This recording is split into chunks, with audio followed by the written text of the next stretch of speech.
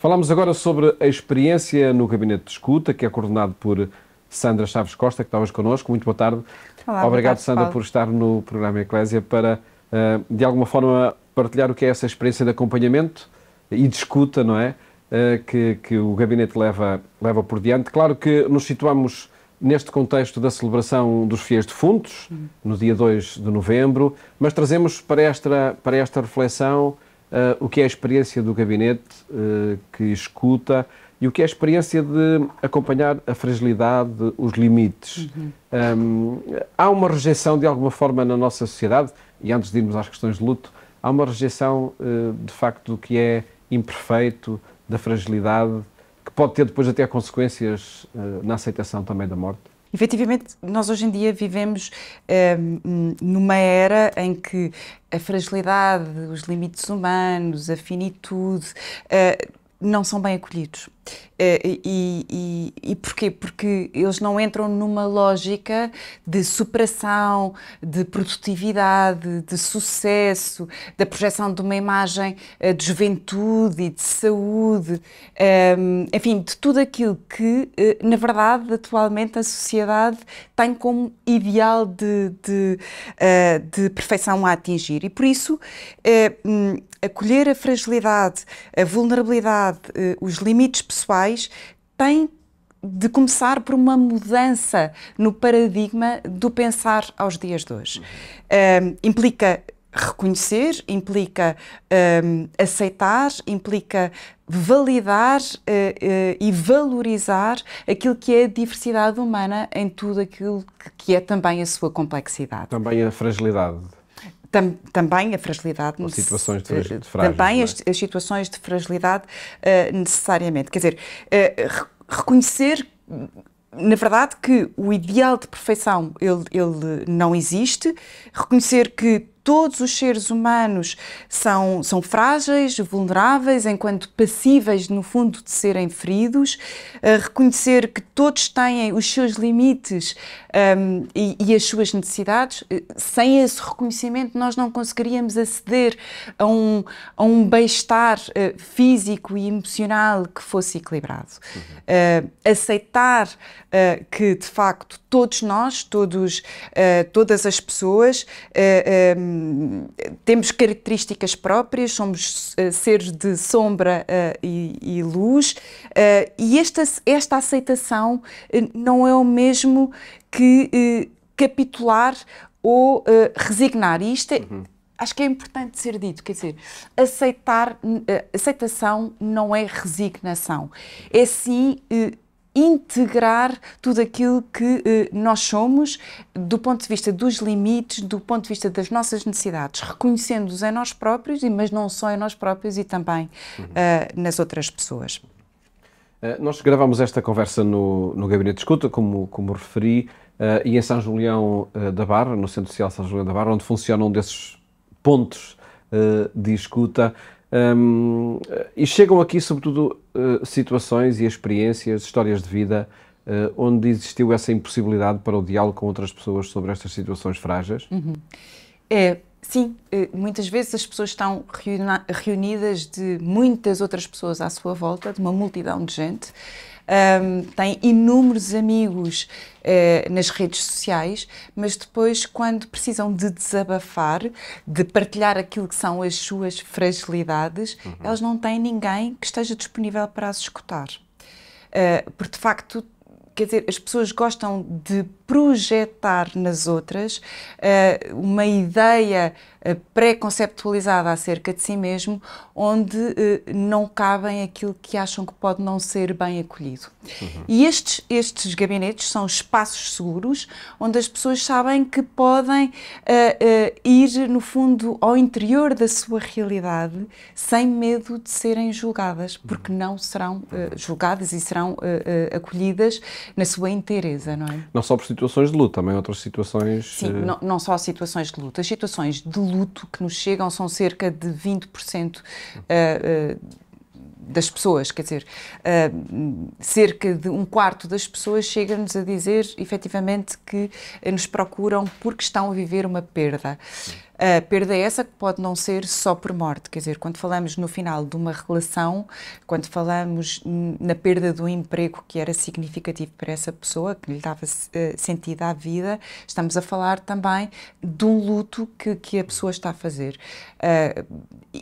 E curiosamente, quando falamos numa separação, no fim de uma relação, nós fazemos o luto da perda dessa pessoa, mas também, em muitas circunstâncias, fazemos o luto, a perda de um conceito que temos de família, de um conceito que temos, por exemplo, de casamento, de uma crença que o casamento é para toda a vida.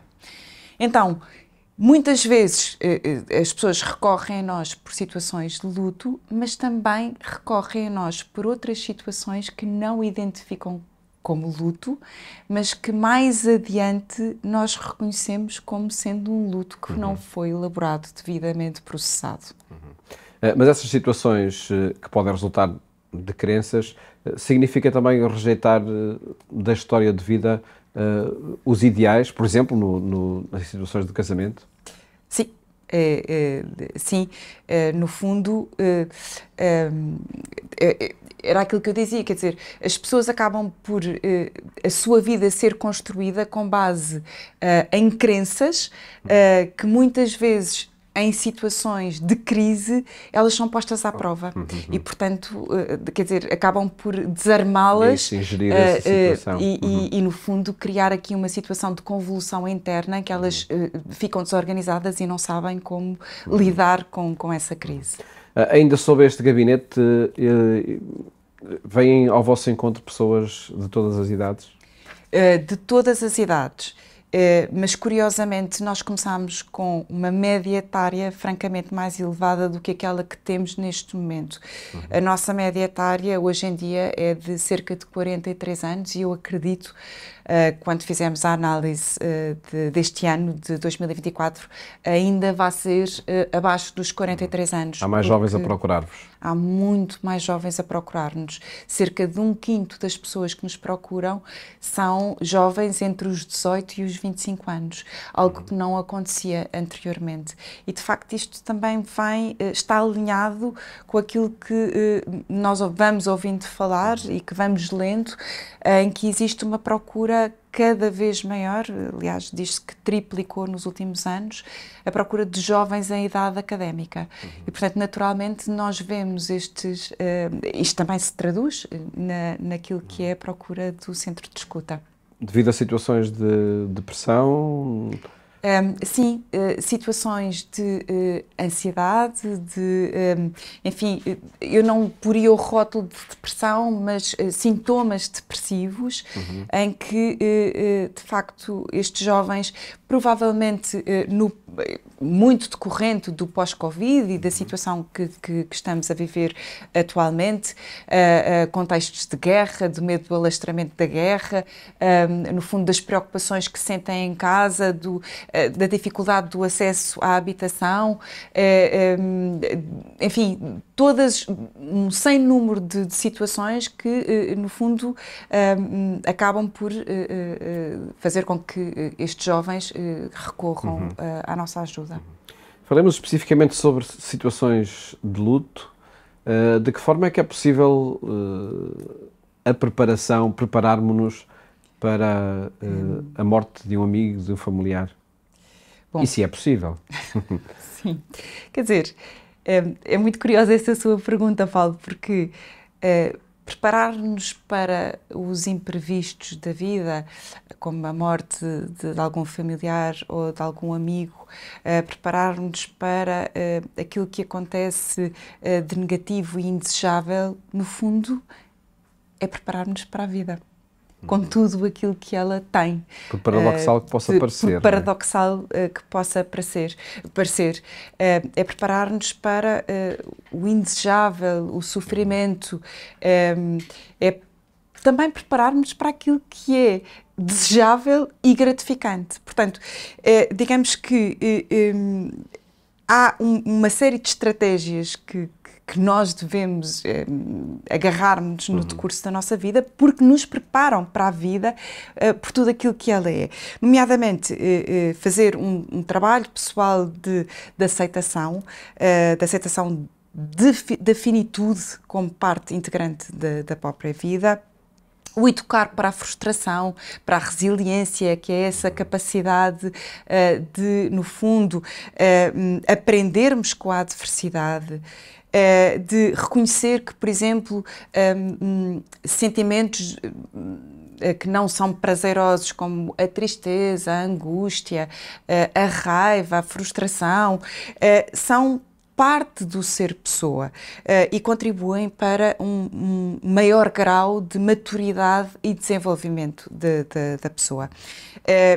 Significar a vida, dar-lhe um sentido, é também muito importante. Por exemplo, a fé, enquanto recurso, quando o temos, é muito importante e ajuda muito a encontrar um sentido para um sofrimento que pode ser indizível, imaginável, e a fé pode ressignificá-lo em algo que o torna mais suportável. Enfim, estratégias outras que podem passar também por ter relações significativas, de confiança, autênticas, ter uma rede de suporte de amigos, familiares, a quem nós possamos recorrer em situação de crise e que nos possam apoiar em situações dolorosas.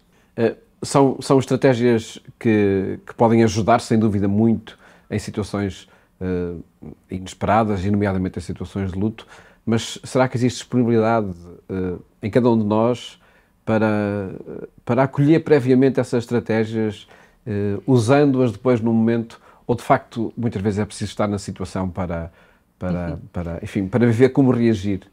Eu diria que naturalmente as pessoas fogem do sofrimento, ninguém gosta de sofrer, não é? E, portanto, naturalmente, digamos que há até uma tendência a suavizar aquilo que é a dor de uma perda. E isso é aquilo que acontece com maior frequência. Quer dizer, o passar por estas situações dolorosas ajuda-nos a compreender as outras pessoas, quer dizer, transforma-nos no verdadeiro curador ferido. E o curador ferido, no fundo, é aquela pessoa que se liga pelo lado da ferida, que compreende e acolhe melhor a outra pessoa. Compreende muito melhor a escuta que está a acontecer. Porque já viveu, já passou por aquelas situações. E, enfim, nessa experiência também, perguntava-lhe muito diretamente, que acredito seja uma dúvida eterna que acontece, por exemplo, num velório, não é? Qual é a função da palavra, qual é a função do silêncio? Interessa consolar com muitas palavras ou consolar com o silêncio? Bom, cada um tem a sua função e a palavra, sem dúvida, que pode veicular atenção, conforto, pode preocupação, a intenção de ajudar, mas muitas vezes falham-nos as palavras no momento oportuno, não sabemos o que dizer. Então, nessas circunstâncias, mais vale não preencher os espaços de silêncio com frases feitas e é muito melhor adotar uma postura de silêncio que é muito mais eloquente. Então, quando acompanhado por um olhar carinhoso ou um gesto amável, adequado necessariamente, digamos que o silêncio se transforma numa palavra muito elucidativa daquilo que queremos transmitir, de que estamos cá para apoiar. Eu não sei o que te dizer, mas eu estou aqui contigo. Esse é o acompanhamento com compaixão que se pode ter em relação a quem está numa situação frágil e de luto, nomeadamente. Claro que sim. Num acompanhamento com compaixão, há muitas atitudes que nós devemos aprender porque facilitam e porque ajudam efetivamente, e há muitas outras que nós deveríamos desaprender porque não só não ajudam, como dificultam este momento de luto que as pessoas estão a passar. O luto é uma situação natural. Ela é pessoalíssima, porque cada pessoa reage à sua maneira, é subjetiva, é idiosincrática. E cada pessoa demora o seu próprio tempo a processar o luto. E por isso há que ter muito respeito pelas características individuais, pela maneira individual de como cada pessoa processa o luto. E nesse sentido, eu diria que há aqui algumas pistas que deveriam ser deixadas para quem quer acompanhar com compaixão alguém próximo que está a atravessar uma situação de perda. Por exemplo, saber escutar atentamente, que passa por, efetivamente, ouvir, escutar sem julgar, sem ter a pressa de dizer alguma coisa, sem paternalismos, sem interromper, de forma que a outra pessoa se sinta verdadeiramente acolhida e compreendida. Que aprenda a utilizar devidamente o silêncio, como eu disse há pouco, que evite as frases feitas de os meus pêsames, os meus sentimentos, que no fundo não valorizam de todo, tendem a normalizar a situação e não a valorizar aquela dor individual que a pessoa está a sentir. Por exemplo, eu acho que todos nós nos lembramos daquelas frases como os caminhos do Senhor são insondáveis. O que é que isto significa para alguém que está a viver uma perda? Portanto, às vezes simplesmente o ato de estar ali ao lado e de dar um abraço traduz muito mais uma atitude de apoio e de consolo. Aceitar que o tempo e as emoções de cada um são diferentes. Há situações de luto que podem demorar meses ou anos. Há outras que se ultrapassam mais rapidamente. No luto é muito natural a expressão de emoções desagradáveis, a culpa, a raiva, a solidão, e é bom que não se diga à pessoa o que é que ela tem de ser ou que papel é que tem de desempenhar. Quer dizer, é de riscar conselhos como agora tens que ser o homem da casa. Ou a vida é para andar para a frente. Quer dizer, isso não adianta de nada, não ajuda, porque apressa quem está a apressar o luto. É muito importante ajudar, dar ajudas concretas, não nos ficarmos por aquela frase do quando precisares, já sabes que podes contar comigo, porque isso não ajuda nada. Quer dizer, normalmente a pessoa está tão desorganizada interiormente perante uma perda que não é capaz de identificar o que é que precisa de ajuda. Então, naturalmente, declina ou não a considera. Então, é muito mais útil partilhar pequenas ajudas concretas em atividades do dia-a-dia, rotineiras, cotidianas, oferecer uma refeição, ir buscar as crianças à escola, porque isso permite um espaço, um tempo, para as pessoas poderem elaborar o luto que estão a passar. E gera novas companhias, novas presenças. Exatamente.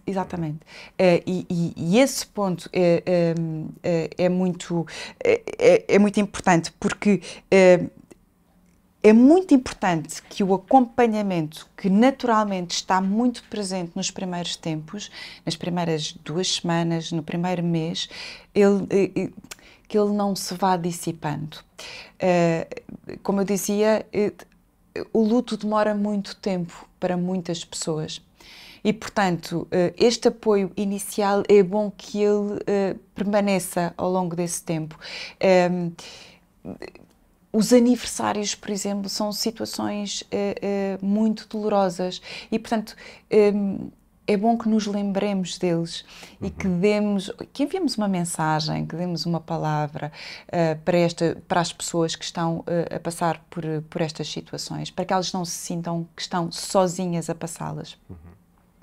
É também importante saber não dar conselhos, principalmente quando não são pedidos, e não partilhar a nossa própria dor. ou as nossas experiências quando tal não nos é solicitado. Porque, de certa maneira, elas vão ser diferentes. E a pessoa, por contraste, vai se sentir que se calhar não é normal aquilo que ela está a sentir, que não é natural. E tudo aquilo que se pretende é que a pessoa seja acolhida na sua idiosincrasia, na sua diferença. Acredito que são situações e enfim, estratégias que depois terão sempre uma aplicação muito concreta, muito pessoal, de acordo com a história de cada pessoa, não é? Claro. E terminamos esta nossa conversa a falar novamente do Gabinete de Escuta, porque encontram neste gabinete essa pessoalização ou personalização que é necessário ter, sobretudo nestes momentos. Claro que sim, quer dizer, a nossa disposição tem que passar mesmo por aí, por uma atitude empática, de escuta ativa, de validação daquilo que as pessoas estão a viver naquele momento, respeitando, obviamente, o espaço e o tempo que elas demoram. Vou-lhe dar este exemplo. Sim. O luto é claramente a situação em que nós não disponibilizamos ou não oferecemos voluntariamente e espontaneamente um lenço para a pessoa secar as lágrimas, porque queremos efetivamente que a pessoa drene toda a tristeza que tem e, portanto, aqui é o espaço seguro para que elas possam sentir toda a tristeza que estão a sentir. Quer dizer, muitas pessoas chegam aqui não se sentindo validadas para poder sentir a tristeza que estão a viver, porque têm filhos mais pequenos e não os querem, de certa maneira, contagiar com a dor que estão a viver, não percebendo que elas próprias sentirem essa fragilidade ou darem aso a essa fragilidade permite e valida e no fundo, legitima que os seus próprios filhos também possam sentir essa tristeza e possam expressar essa tristeza, que não fique contida, que não seja negada. De facto, uma experiência muito própria e muito pessoal, que aqui no Gabinete de Escuta eu proponho também para a aceitação destes momentos frágeis, e que agradeço à Sandra Chaves Costa ter partilhado connosco e também com quem nos vê e ouve. Muito obrigado. Obrigada. E que seja de facto um trabalho que permita o acompanhamento de muitas pessoas. Obrigada, Paulo. Obrigada a nós. Ao longo desta semana partilhamos de facto experiências de quem no seu dia-a-dia vai propondo estratégias que ajudam a viver estes momentos de perda, de fragilidade e de luto, nomeadamente. Desejo-lhe uma ótima tarde e até amanhã, se Deus quiser.